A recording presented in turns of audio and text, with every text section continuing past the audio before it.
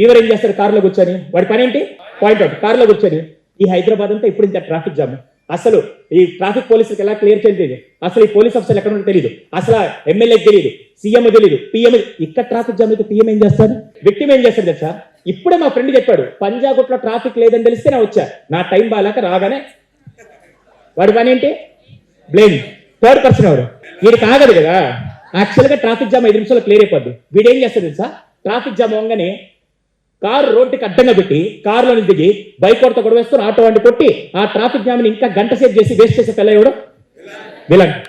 Fourth person Victor ఏం చేస్తారు తెలుసా, ట్రాఫిక్ జామ్ అవగానే వీలైనంత వరకు కారు పక్క తీసి ఆపి వీలైనంత వరకు ట్రాఫిక్ క్లియర్ చేయడం చూసి పక్కన ప్యాసింజర్లు అందరూ వచ్చి, అరే బై నీకెందుకు ఎండలో కష్టం అంటే, పర్లేదు సార్ అని చెప్పి నలుగురు మంచి వ్యక్తుల చేత మాట్లాడి మరి క్లియర్ చేయాలనుకున్న వ్యక్తులు ఎవరంటే.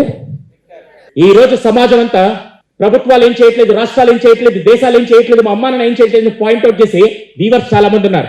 సార్ నేను చదివినా నాకు ఉద్యోగం రాదు సార్, నాకు చదువు రాదు సార్, నాకు భాష రాదని చెప్పి తనను తను బ్లేమ్ చేస్తున్న విక్టిమ్స్ కూడా చాలా మంది ఉన్నారు.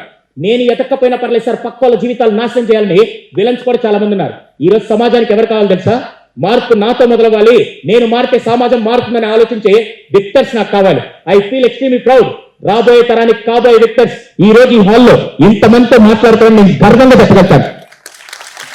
ఎంతమంది విక్టర్స్ అవ్వాలనుకుంటున్నారు?